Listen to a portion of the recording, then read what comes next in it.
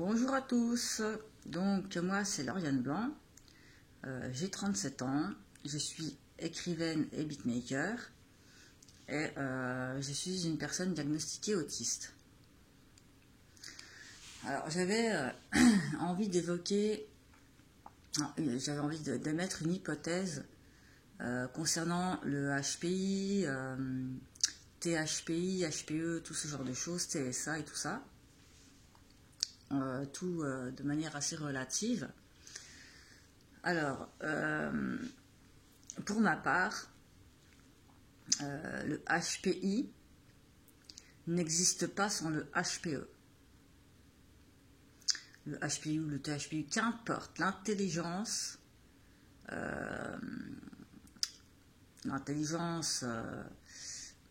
émotionnelle n'existe pas sans l'intelligence intellectuelle, je ne sais pas trop comment la nommer, l'intelligence de la logique, on va dire.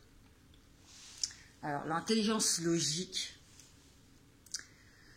c'est, voilà, si tout le monde, admettons, si certaines personnes avaient un HPI, donc une intelligence logique, sans avoir d'intelligence émotionnelle, ça reviendrait un peu à dire en finalité que en fait cette personne-là c'était un peu comme un PC, comme une IA, voilà. Donc la personne elle est intelligente, elle est cultivée, elle est très logique, elle a beaucoup de culture, voilà, d'intelligence culturelle et de logique, mais quand on n'a pas d'intelligence émotionnelle derrière, ça voudrait dire qu'on est dénué d'empathie, de compréhension et de réflexion. Une IA n'est pas dans la capacité d'avoir une conscience, de réfléchir et d'avoir des émotions. Donc, les personnes qui ont un HPI ne sont pas, pour moi, dissociables du HPE. L'un ne va pas sans l'autre. On ne peut pas...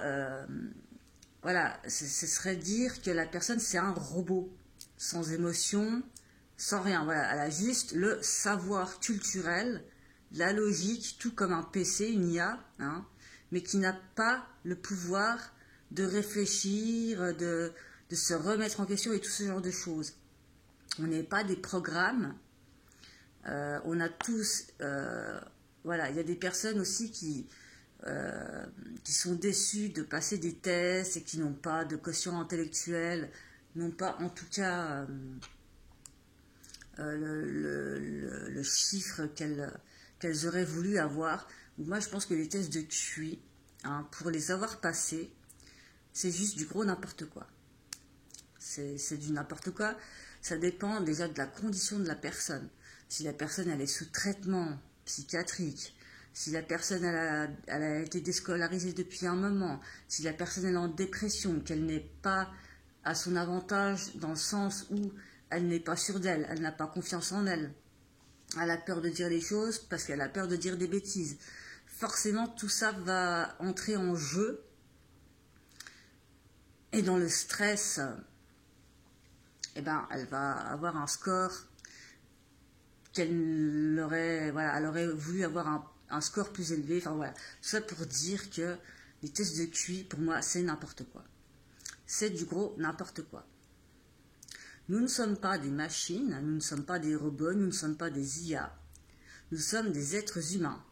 Nous avons tous la capacité de creuser. Alors moi, je dis toujours qu'on peut être... Alors, on peut être très cultivé, mais très con, comme on peut être inculte, mais très réfléchi. Parce que pour moi, l'intelligence, c'est la profondeur. C'est le degré de profondeur de réflexion d'une personne.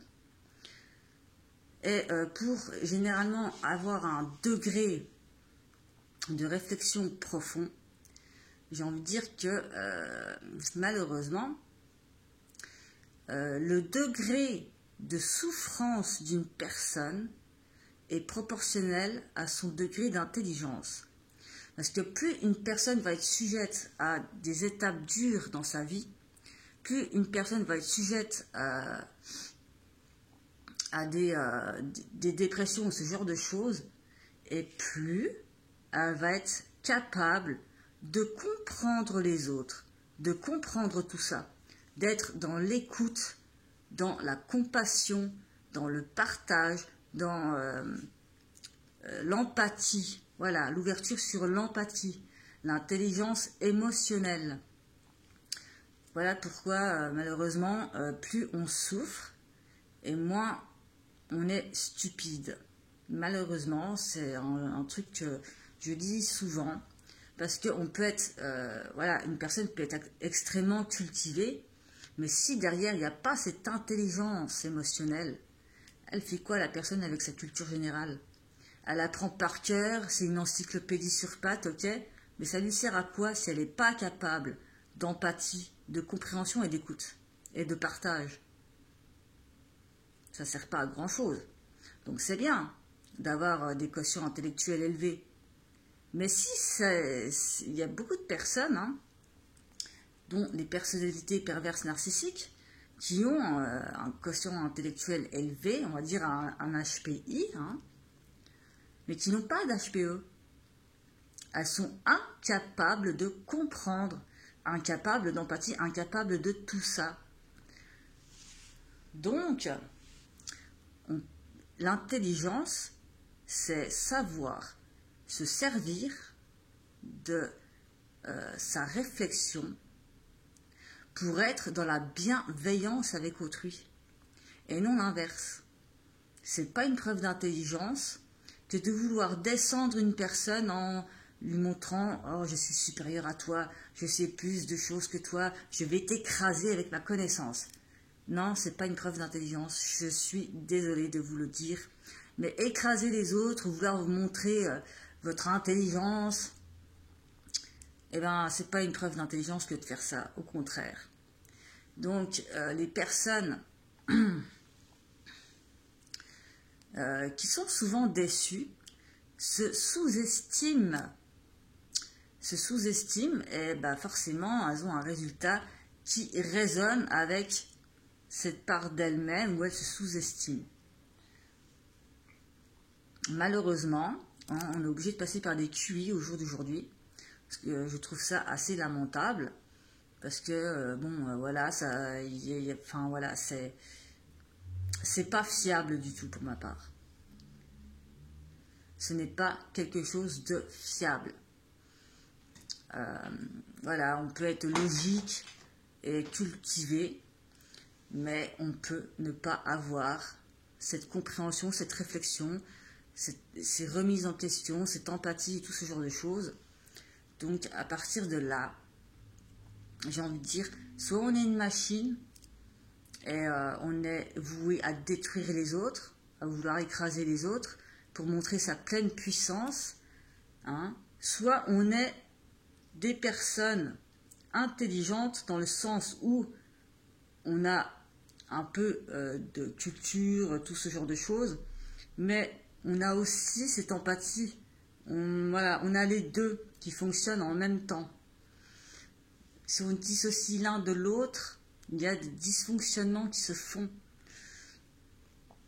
Et malheureusement, quand on n'a que l'intelligence culturelle et logique qui fonctionne, moi je pense que c'est la technique des personnalités perverses narcissiques. Parce qu'elles n'ont pas d'intelligence émotionnelle. En tout cas, elles feintent en avoir une, mais ce n'est pas le cas. Après, la question c'est, est-ce qu'on peut avoir qu'une intelligence émotionnelle? Eh ben non. Non, une intelligence émotionnelle veut forcément dire qu'on a une intelligence réfléchie. Qui dit réfléchie dit logique. Parfois, on va se faire des hypothèses censément insensées, insensément sensées. Enfin, vous voyez, on peut faire beaucoup de choses avec de la réflexion. C'est pas du j'apprends tout par cœur, je connais tout mieux que tout le monde. Hein. Les sciences infusent sur pattes, comme je le dis bien souvent. voilà, qui savent tout mieux que tout le monde, nanana, qui vous apprennent la vie et compagnie. Non. Donc, pour moi, il y a deux formes de personnes.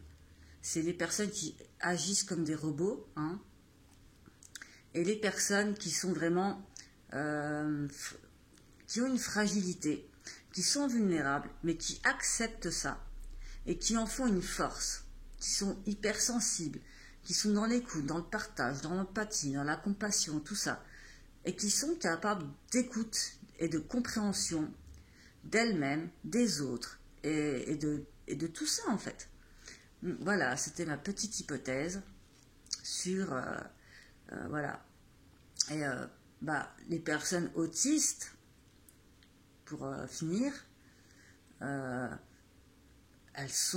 peuvent être HPI, THPI, avec HPE, mais certainement pas que HPI ou THPI. Ou alors, ce ne sont pas des personnes autistes. Je pense qu'il y a une distinction à faire vraiment entre la personnalité perverse narcissique, ça s'applique d'ailleurs à la personnalité psychopathe, parce que les psychopathes n'ont pas d'émotion non plus. Donc c'est le même fonctionnement, ils n'ont que le HPI. Ils n'ont pas le côté émotionnel. Ils ne sont pas capables de se remettre en question, de faire de l'introspection pour savoir quelles sont leurs erreurs, pour avoir... enfin voilà, vous voyez ce que je veux dire. Et ça s'applique aux personnes qui sont dans les TSA ou pas, qui sont hypersensibles, tout ce genre de choses. Et je pense qu'il y a des degrés divers et variés selon le vécu, selon les souffrances, selon le chemin de la personne et tout ce genre de choses. Et bien évidemment, ça varie et on ne peut pas comparer des vécus au même titre qu'on ne peut pas comparer des tests de QI. Parce que c'est juste incomparable. Les intelligences ne sont pas du tout comparables. On ne peut pas les chiffrer comme ça par des tests de QI.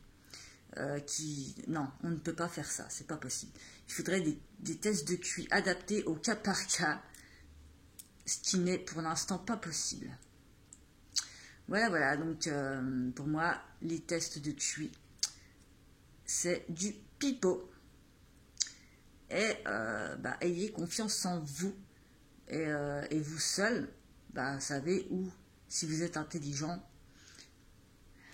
sur quoi, sur quel... voilà. Vous seul êtes dans la capacité de vous dire, de reconnaître votre intelligence, de cibler votre fonctionnement et d'en faire quelque chose. Voilà, tout simplement. Merci de votre attention.